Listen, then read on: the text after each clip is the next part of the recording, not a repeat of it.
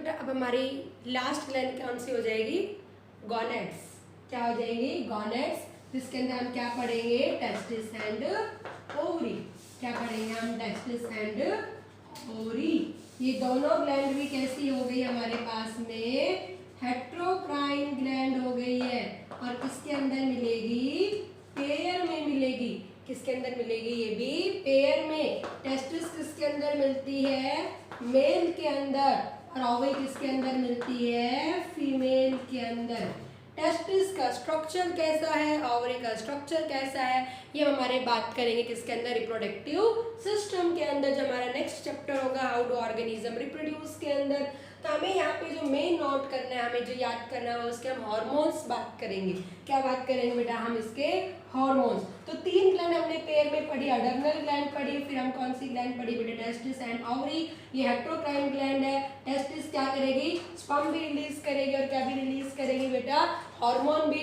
Ovary egg भी release करेगी और हार्मोन। तो अगर हम बात करेंगे टेस्टिस हार्मोन, देखो गॉनेड, कौन सा हार्मोन रिलीज होगा? गॉनेडोट्रोपिज्म।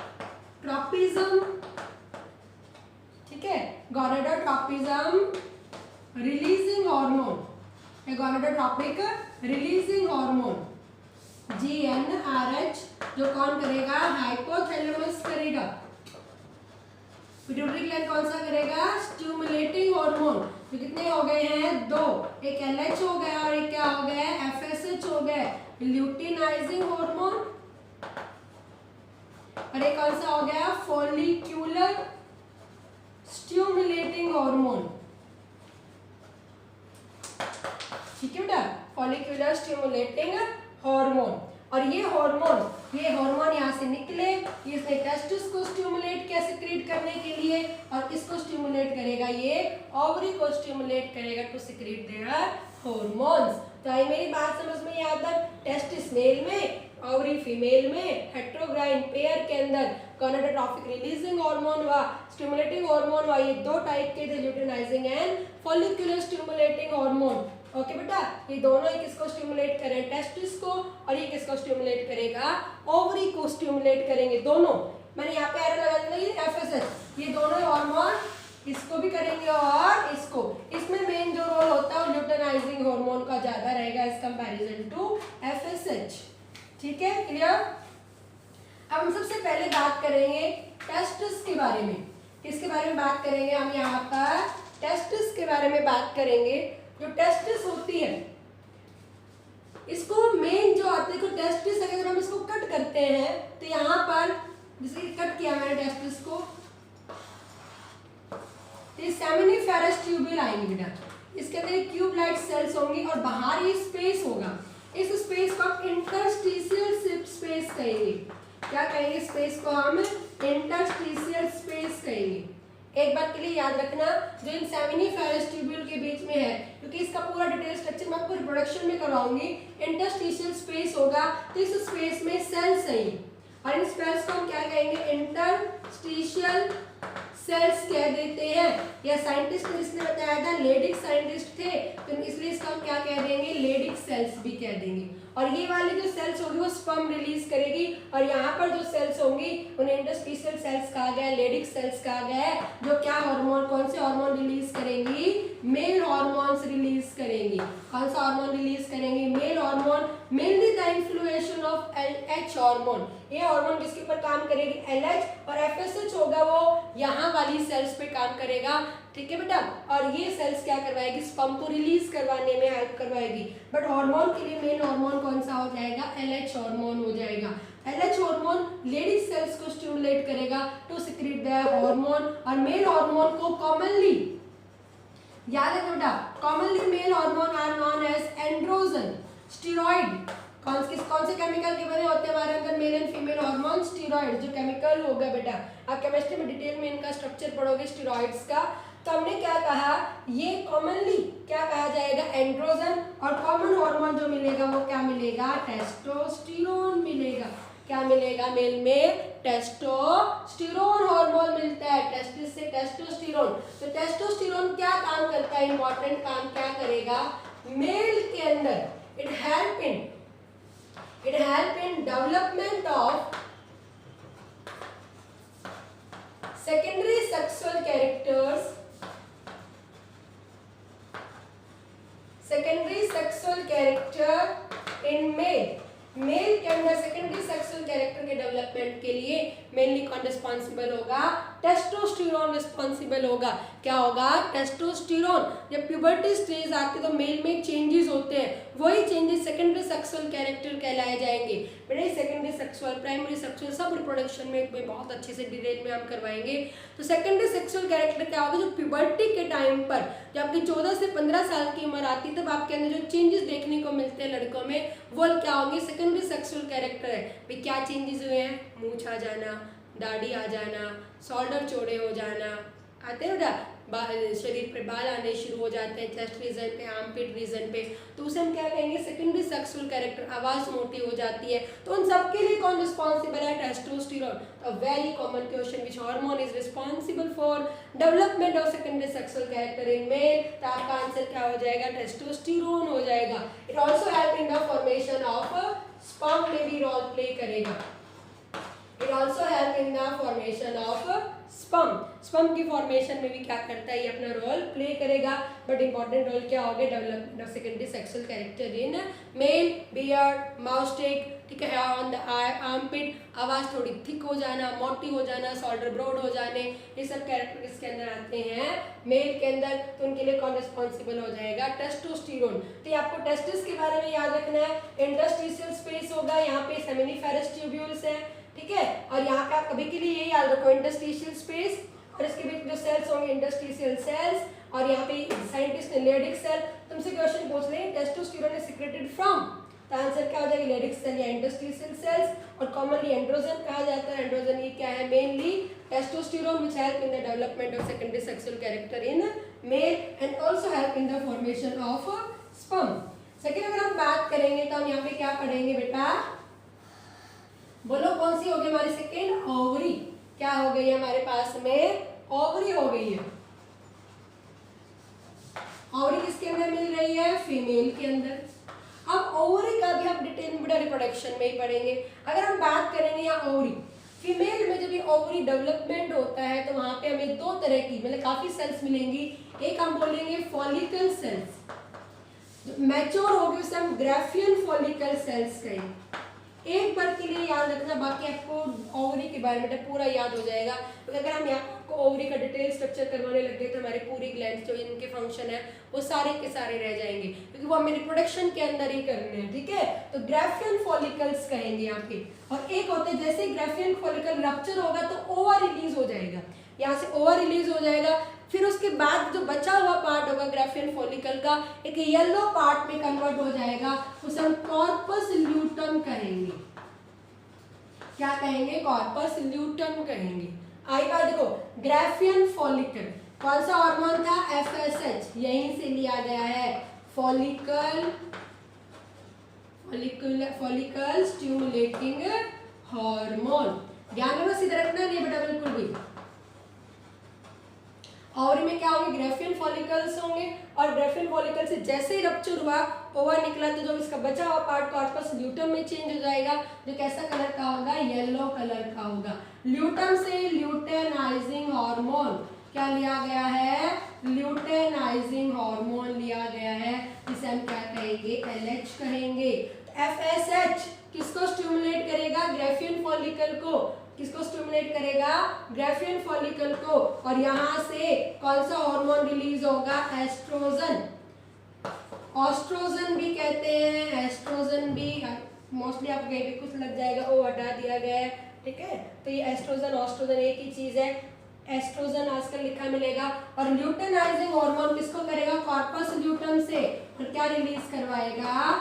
प्रोगेस्ट्रॉन रिलीज करवाएगा। कौन सा हार्मोन रिलीज करवाएगा? प्रोगेस्ट्रॉन। तो फीमेल के ये दो हार्मोन आ जाएंगे, एक हार्मोन क्या आ जाएगा? एस्ट्रोजन, दूसरा हार्मोन क्या आ जाएगा? प्रोगेस्ट्रॉन। एस्ट्रोजन को किसने रिलीज किया? Graafian follicle by the action of SH hormone, और इसको किसने रिलीज किया? कॉर्पस ल्यूटम ने by the action of luteinising hormone. तो ये दो हार्मोन हो गए। अब देखो रटना नहीं, ये क्या काम करेगा? एस्ट्रोजन को हम फेमिनाइजिंग हार्मोन कहेंगे, और इस हार्मोन का हम क्या नाम देते हैं?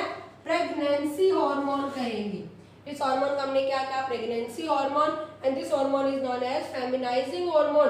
फेमिनाइजिंग मतलब क्या हो गया, फीमेल कैरेक्टर्स।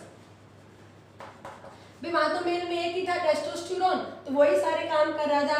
यहाँ पे दो हार्मोन हो गए हैं, तो फीमेल कैरेक्टर, फीमेल मतलब फीमेल के अंदर जो सेक्सुअल कैरेक्टर डेवलपमेंट हो गए हैं, उसके लिए कौन रिस्पॉन्सिबल होगा, एस्ट्रोजन होगा।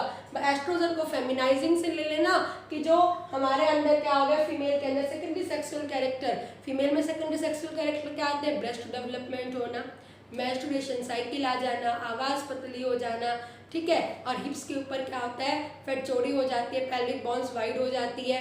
तो ये सब क्या हो जाता है बेटा, किसके लिए रिस्पॉन्सिबल होगा, कौन रिस्पॉन्सिबल है इसके लिए, एस्ट्रोजन। और ये प्रेगनेंसी हार्मोन ये हमारे अंदर प्रेगनेंसी को मेंटेन करेगा, maintain the pregnancy,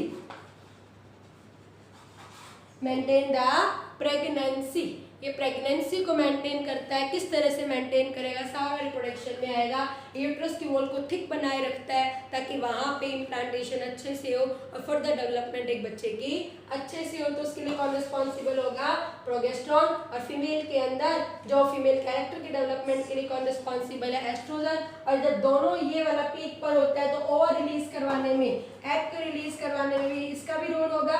LH hormone और LH पीक कहेंगे वहां पे, तो दोनों इसमें भी हेल्प करेंगे, ओवा के रिलीजिंग में भी हेल्प करेंगे।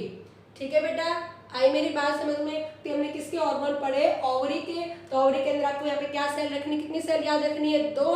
पहली सेल कौन सी होगी, ग्राफियन फॉलिकल, दूसरी कौन सी होगी, कॉर्पस ल्यूटेम। ग्राफियन फॉलिकल पे कौन सा काम करेगा, फॉलिकुलर स्टिमुलेटिंग हार्मोन। और कौन सा हार्मोन रिलीज करवा देगा ओवरी से, एस्ट्रोजन। यहाँ पे कौन सा हार्मोन यूज होगा, LH। कॉर्पस ल्यूटेम पे कौन सा हार्मोन रिलीज करवाएगा, प्रोजेस्टेरोन। एस्ट्रोजन किसके लिए रिस्पॉन्सिबल हो गया, फेमिनाइजिंग के लिए। और ये किसके लिए रिस्पॉन्सिबल हो गया, प्रेगनेंसी के लिए रिस्पॉन्सिबल हो गया।